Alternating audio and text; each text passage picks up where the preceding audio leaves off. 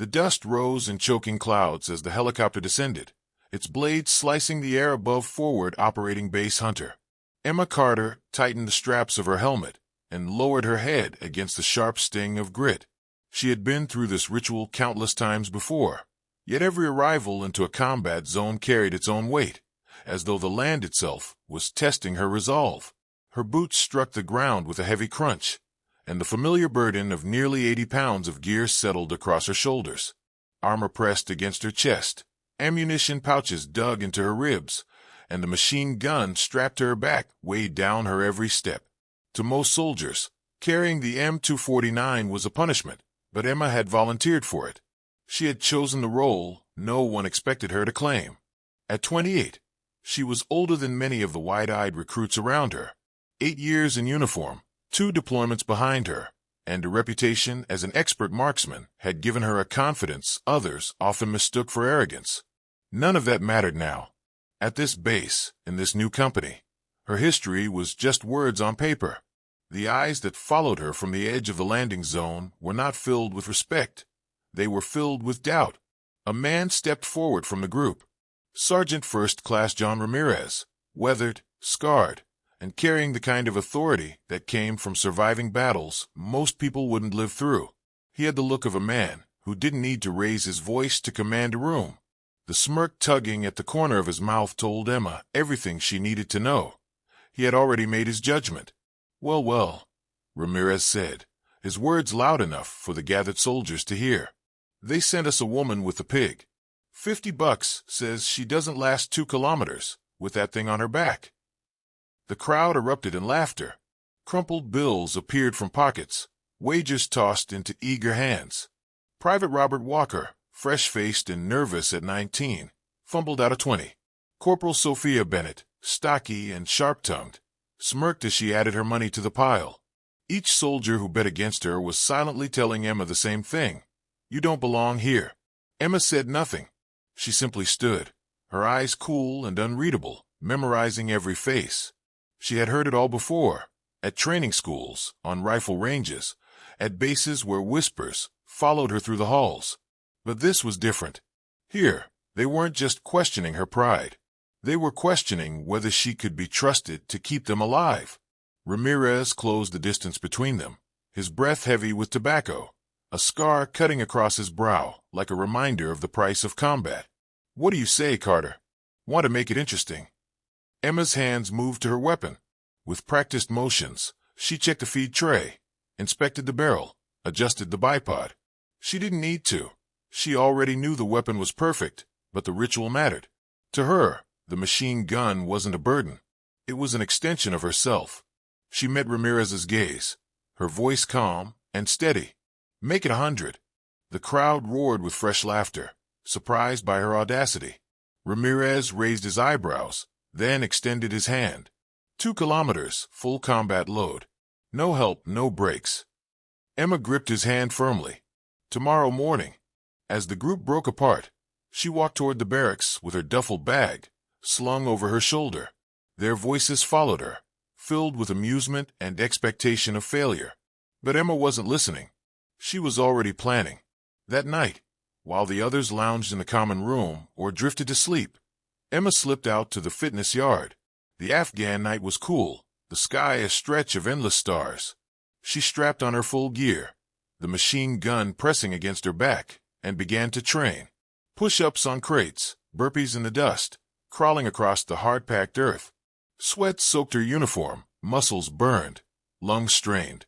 Every movement was a promise to herself, not just for the challenge ahead, but for the long months of war waiting for her. She thought of their faces as she worked, of the laughter and the money-changing hands. Tomorrow, she would silence their doubts. But the wager wasn't about dollars. It was about trust. Out here, trust was more valuable than any medal. Out here, trust was survival. And Emma Carter was ready to earn it. Dawn painted the Afghan horizon in shades of orange and pale gold. The air was sharp, almost clean, as Emma Carter adjusted the chin strap of her helmet. Her machine gun was secured across her back, and her combat gear sat evenly across her frame. At 0545, she stood at the starting line outside the motor pool, waiting for the challenge. Word had spread like wildfire overnight. What had begun as a simple bet between Sergeant Ramirez and his men had grown into the morning's entertainment for half the base. Soldiers leaned on Humvees, sipping coffee from tin mugs, eager to watch her stumble. Ramirez checked his watch, his smirk still in place though softer than yesterday. 2 kilometers. Full load. No help. He gestured toward the route, circling the perimeter road, and added, "You can quit anytime." Emma only nodded, gripping the straps of her gear. The whistle blew. She set off at a steady pace, boots crunching against gravel.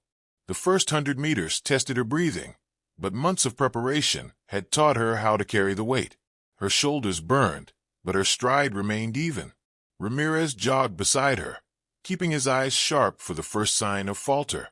Behind them, a small convoy of Humvees rolled along slowly, filled with spectators eager for failure.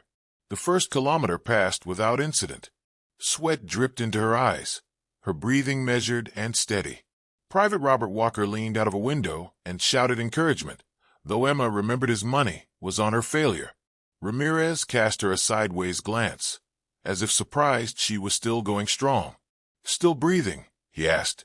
Emma cracked a small grin. "Plenty left in the tank."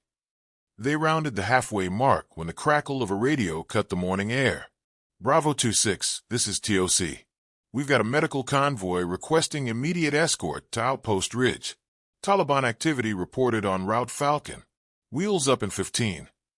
The bet dissolved instantly. Ramirez slowed, listening closely. "Copy that. Squad is moving." The soldiers in the Humvee straightened, their faces losing the lightness of spectators. Within moments, engines roared, gears shifted, and the challenge became irrelevant. The convoy escort was real, and the stakes were life or death. Ramirez turned to Emma. "Grab your gun, Carter. You're with us." Her machine gun was already in her hands. Within 10 minutes, they rolled out of the gates, dust rising behind the vehicles. Emma manned the turret of the lead Humvee, her M249 mounted and ready. Ahead of them, 3 armored ambulances carried precious supplies, blood plasma, antibiotics, surgical gear. The 20 kilometers of Route Falcon cut through valleys known for ambushes. Every soldier in the column understood that this stretch of road was a gamble. Emma scanned the ridgelines through her optics, searching for irregular shadows, glints of metal, or unnatural stillness. The land was too quiet. No shepherds, no children, no birds. Just silence. Her instincts twisted. She called down to Ramirez inside the Humvee. 2 o'clock. Tree line. 300 meters out. It's too quiet. Ramirez raised his binoculars. "I don't see." The sentence cut off in a hail of gunfire. The sharp cracks of AKs erupted from the tree line she had identified. Muzzle flashes burst like sparks, bullets snapping across the road. Dust geysers rose around the tires of the lead ambulance. The convoy was in a kill zone. "Contact left. 300 meters. Ramirez shouted into the radio. Emma swung the M249 toward the flashes. Her fingers squeezed the trigger, and the weapon thundered in controlled bursts. Tracers cut the air, forcing enemy fighters to duck. Her training took over, short, precise bursts, conserving ammunition, each round meant to pin or kill. In the second Humvee, Specialist Davis fired the heavier M240. For a moment, the convoy had overwhelming firepower. Then Davis slumped forward, blood spreading across his uniform. His weapon fell silent, leaving a dangerous gap in their fire. "Davis is down. Primary gun out," someone shouted over comms. Emma didn't think. She jumped down from her vehicle, sprinting 30 meters through a storm of bullets. Gravel kicked up around her boots. An RPG streaked overhead and exploded against a boulder. She dove into the second Humvee, landing beside the wounded gunner. "The gun's jammed," Davis gasped, clutching his shoulder. Emma glanced at the weapon. The bolt was locked, a malfunction that would take too long to fix. Without hesitation, she climbed into the turret with her M249. The lighter gun lacked the range of the M240, but she made up for it with accuracy. Her eyes scanned the ridge. She spotted one fighter leaning too far out of cover. She fired, he dropped. Another muzzle flash marked a shooter targeting the lead ambulance. She shifted, fired, silenced him. The Taliban had expected panic. Instead, they found themselves under disciplined, relentless fire. Emma moved methodically, burst snapping across the ridge, suppressing one position after another. Enemy fighters ducked, unable to lift their weapons long enough to adjust their aim. Minutes stretched into eternity. Her shoulders ached. Her cheek burned from flying fragments. Her gloves grew hot from the weapon's radiating heat. Still she fired, teeth clenched, eyes sharp. At last, silence fell over the tree line. The enemy fighters melted back into the hills. The convoy rolled forward, battered but intact. They reached Outpost Ridge, with the supplies still safe. As Emma dismounted, Ramirez approached her. His usual smirk was gone. Wordlessly, he pressed a crumpled $100 bill into her hand. Then he walked away. That night in the dining hall, soldiers who had laughed at her the day before now avoided her gaze. Some nodded with newfound respect. Private Walker approached, sheepish, voice low. "Carter," he said, "I owe you an apology, and probably my life." Emma looked up from her meal, her voice quiet. "Just remember it next time you think someone can't carry their weight." The bet had ended before it began, but the real test had only just started. The days after the convoy ambush passed in a haze of routine. Patrols, drills, equipment checks, and endless briefings. Yet even in the monotony of base life, whispers still circled about Emma Carter. Some soldiers now carried respect in their eyes, but others clung to their doubts. Corporal Sophia Bennett, in particular, seemed determined to find fault in everything Emma did, from her cleaning of the machine gun to the way she scanned sectors on patrol. Respect, Emma knew, was never given all at once. It was chipped away, earned moment by moment, battle by battle. The next test arrived one Tuesday afternoon when Captain Michael Harris called the platoon leaders into the Tactical Operations Center. Emma stood in the back, listening, as Harris spread aerial photographs across the table. The grainy images showed a compound nestled in a narrow valley. "Intelligence indicates Taliban Commander Malik Qadir will be meeting his cell leaders here tonight," Harris explained. "He's the man behind the IED attacks along Route Falcon. This is a capture or kill mission. First squad breaches, second squad provides overwatch, third squad secures the perimeter. Fast and decisive." Sergeant Ramirez leaned forward. "Expected enemy strength?" 5, maybe 6 bodyguards. "Nothing more," Harris replied. "We insert by helicopter 2 clicks out. Approach under cover of night vision. The element of surprise will be ours." Emma studied the photos carefully. Something gnawed at her. The compound looked too quiet, too exposed. Her instincts whispered caution, but she kept her thoughts to herself.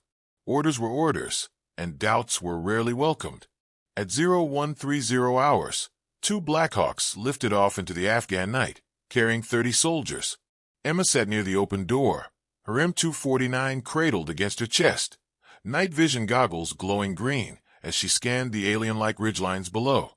Centuries of armies had bled in these mountains, and tonight they were about to add their own mark. The helicopters touched down in a clearing 2 kilometers from the target. The rotors faded, leaving the soldiers alone in the dark. Moving in silence, they advanced through rocky terrain, boots crunching softly against gravel, rifles held steady. The air was thin and biting cold. The compound rose ahead, its mud brick walls stark against the sky.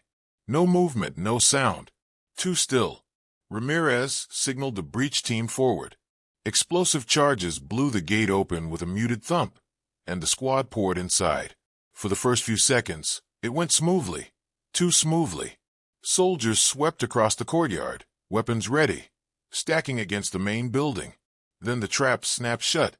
From windows, doorways, and concealed positions, muzzle flashes erupted. Not 5 fighters. Not 6.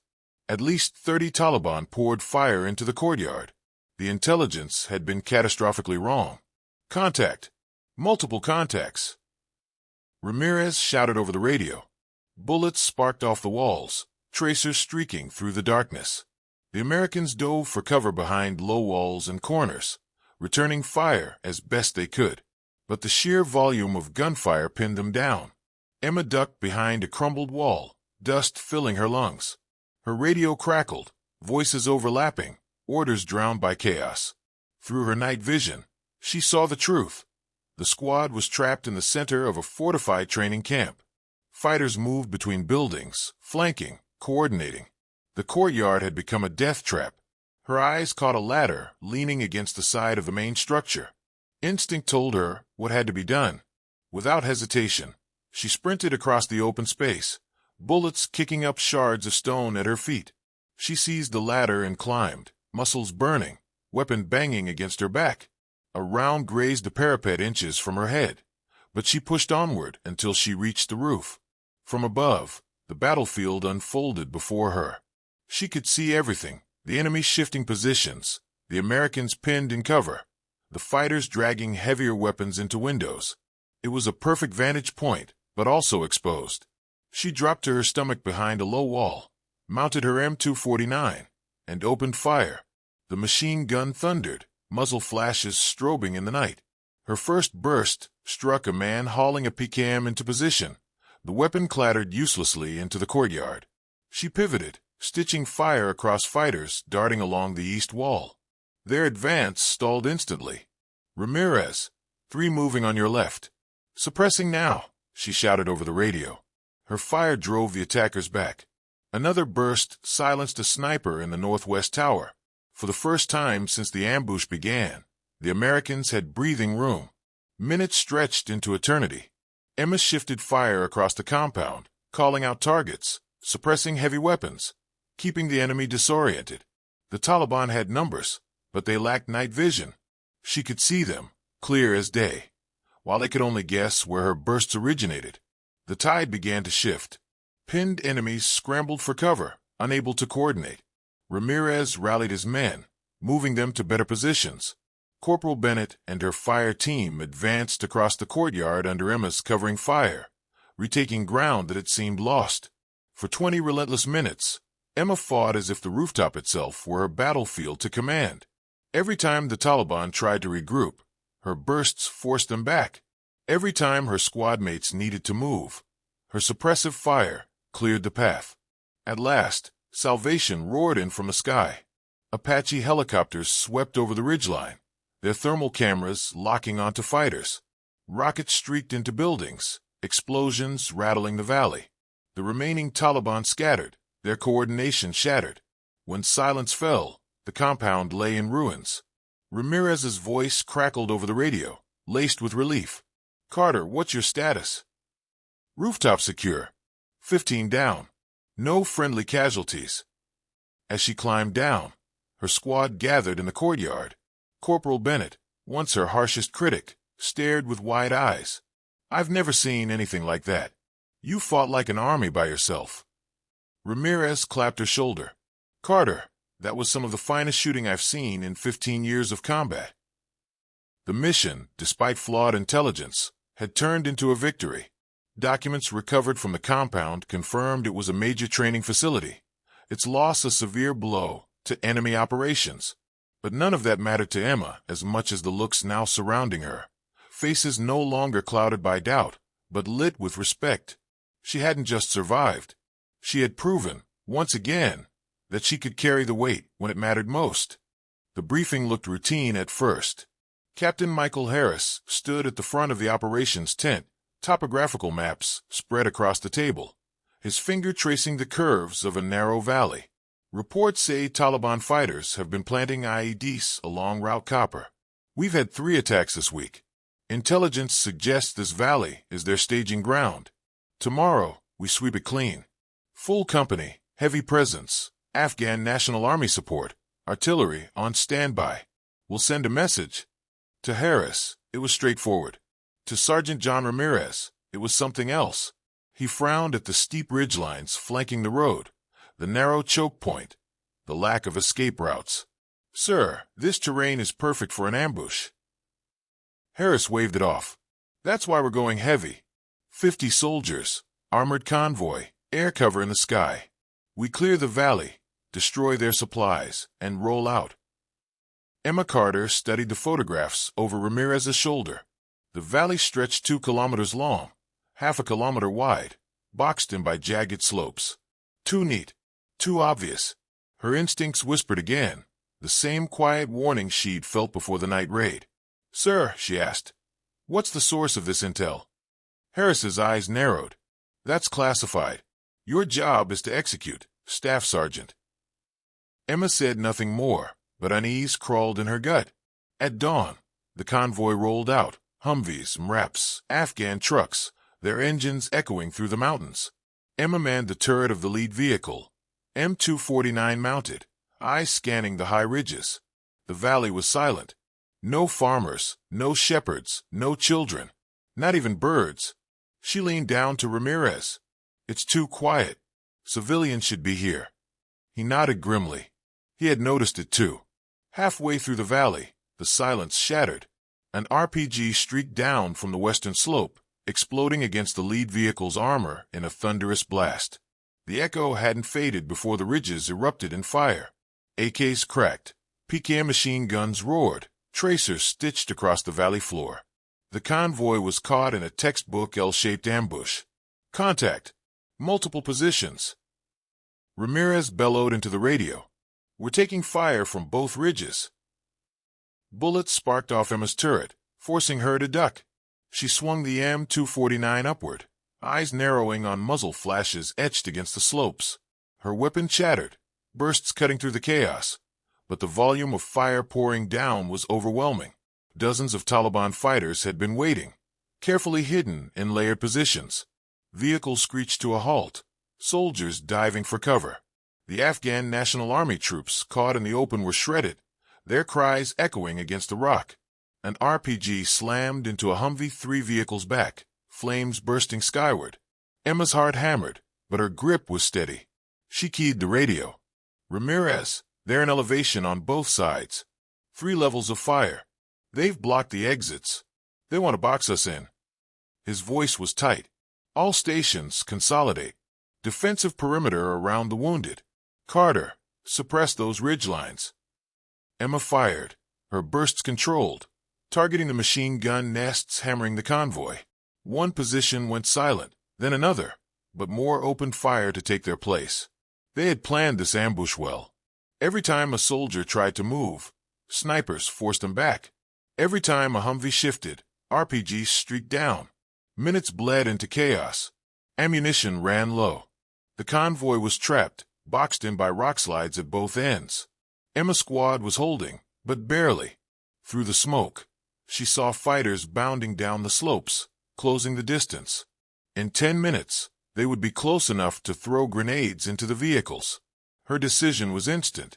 She unclipped from the turret, slinging her M249 across her chest. "I'm moving to higher ground," she called down. "Negative." Ramirez barked. "Too exposed." But Emma was already sprinting through the dust, bullets snapping at her heels, RPGs streaking past in fiery arcs. She slid behind a boulder, scrambled up a low rise 50 meters north, and dropped into position. From here, she could see the entire valley, the convoy below, the ridgelines alive with muzzle flashes, enemy fighters swarming forward. She planted the bipod, belt-fed a fresh line of ammunition, and opened fire. The machine gun roared, tracers cutting across the slopes. A fighter crumpled. Another burst stitched across a PKM nest, silencing it. Her fire swept left to right, hammering the RPG teams before they could reload. The Taliban shifted their fury toward her. Every weapon seemed to turn her way. Bullets sparked against the rocks around her, one grazing her cheek. An RPG detonated so close the shockwave knocked her flat, ears ringing, dust filling her lungs. Shrapnel tore a shallow cut across her face, blood dripping down her neck. She forced herself back up, teeth clenched, and kept firing. "Ramirez, I'm covering." "Move the wounded now," she shouted. Medics dashed through the chaos, dragging soldiers to safety under her suppressive fire. Every burst bought them seconds. Every belt of ammunition was life. Minutes turned to hours. Emma's barrel glowed red-hot, hands trembling from recoil and exhaustion. She had burned through hundreds of rounds, each one measured, each one chosen. Still the enemy came. Fighters crept closer, bounding from cover to cover, trying to overwhelm her position. She shot them down, one after another, but for every fighter that fell, more replaced him. The radio crackled. Air support inbound, 5 minutes. 5 minutes felt like a lifetime. Emma's last belt of ammunition rattled through the feed tray. She laid down long bursts, sweeping across the ridges, forcing the enemy to take cover, buying time. Her gloves smoked from the heat. Her shoulders screamed with pain, but she refused to stop. Then, at last, salvation. The low thunder of Apache helicopters filled the valley. Hellfire missiles streaked into enemy positions, explosions lighting the slopes. Within minutes, the ridgelines were silent, the ambush broken. Emma lowered her weapon, smoke curling from the barrel, blood streaking her face. She had held the line long enough. Ramirez's voice cracked over the radio, heavy with awe. "Carter, what's your status?" She scanned the valley, vehicles scarred, soldiers wounded, but alive. She exhaled, her voice steady. Position secure. Mission accomplished. The valley was quiet now, though the silence carried a different weight than before. Smoke rose from the scarred ridgelines, the smell of burned powder clinging to the air. Soldiers moved carefully among the vehicles, treating the wounded, dragging out supplies, securing weapons. They were battered, shaken, and bloodied, but they were alive. That was what mattered. Emma Carter descended the rocky slope, legs unsteady after 2 relentless hours of sustained fire. Her uniform was ripped, her gloves scorched, her cheeks streaked with dried blood.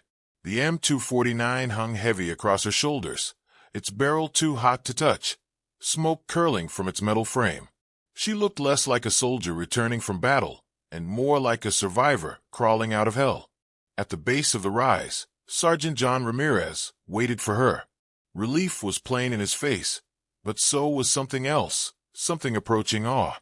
Behind him stood Captain Michael Harris, normally stern and clipped in demeanor, now uncharacteristically silent.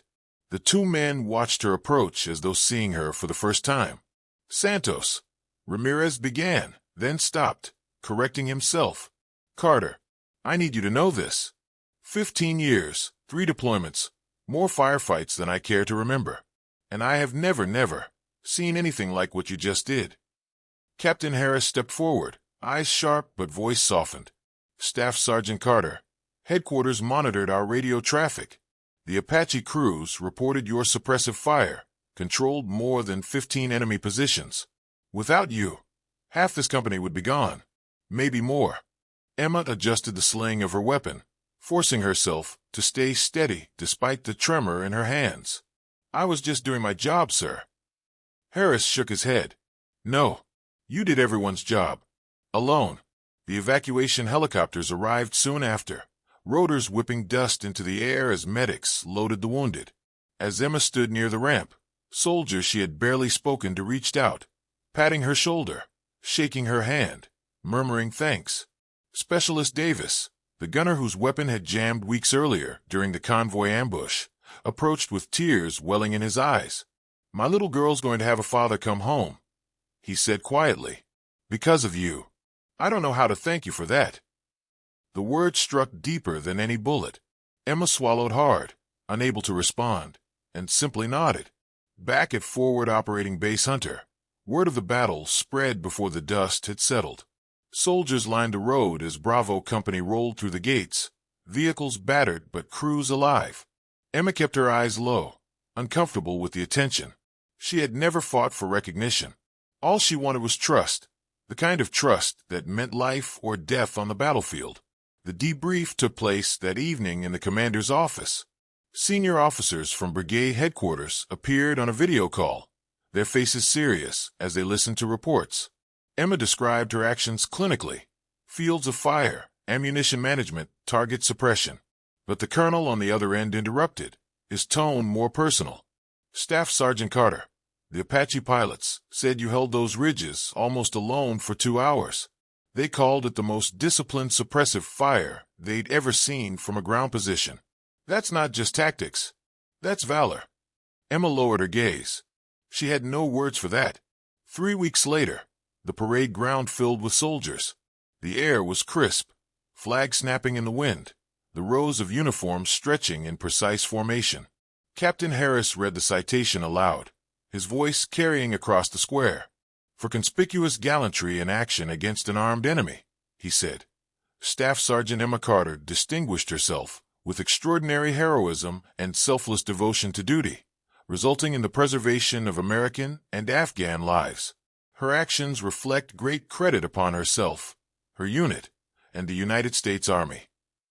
When the Silver Star was pinned to her chest, Emma felt strangely detached, as though the moment belonged to someone else. The medal was heavy, but not as heavy as the knowledge of what it represented: the lives saved, the promises kept. Later, during a gathering in the dining facility, Ramirez stood and called for attention. His voice carried over the clatter of trays and the hum of conversation. "I want to say something about a soldier," he began. "3 months ago, some of us thought we knew what she could or couldn't do based on appearances. We were wrong, dead wrong. Today, every man and woman in this company owes their life to Staff Sergeant Carter. And I want everyone here to remember this. Courage doesn't come in a size, or a shape, or a gender. Courage comes from the heart." The applause was thunderous, echoing off the walls. But what mattered to Emma wasn't the noise. It was the faces, the same soldiers who had doubted her, now looking at her with unguarded respect and gratitude. Months later, as her deployment neared its end, Emma found herself training new arrivals. Fresh-faced soldiers stepped off helicopters, nervous and eager, their eyes darting toward the veterans who would shape their first experiences. Emma stood among them, M249 slung casually over her shoulder, watching their uncertain expressions. She overheard one whisper to another, "That's Carter. She's the one who held the valley." The second soldier frowned skeptically. "She's barely 5'4". How's she supposed to handle that weapon?" Emma smiled to herself, remembering a younger version of those same doubts. She approached them, voice calm but firm. "You want to know how to handle it? Training, discipline, and the will to do whatever it takes to bring your brothers and sisters home. The weapon doesn't care about size. It cares about skill." The young men straightened, listening intently as she demonstrated firing positions, explained techniques for sustained bursts, and emphasized teamwork under fire. Soon, more gathered around, drawn by her reputation, eager to learn. Later that evening, Ramirez found her in the armory, polishing her weapon. He had been promoted again, his hair streaked with gray, his eyes carrying years of battles. "You know," he said quietly, "when you first got here, I thought I had you figured out. I was wrong. You're not just a soldier anymore. You're a legend, and legends carry responsibility." Emma set the weapon aside, meeting his gaze. "I don't need to be a legend. I just need to be ready when they need me." Ramirez smiled. "You've already proven that. Now it's about teaching the next ones how to do the same."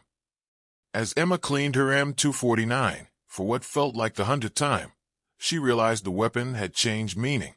Once, it had been a burden others thought she couldn't carry.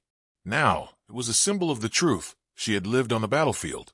That courage isn't about strength or stature. It is about standing when others cannot, firing when others falter, holding the line when lives hang in the balance. And when her brothers and sisters had needed her most, Emma Carter had been ready.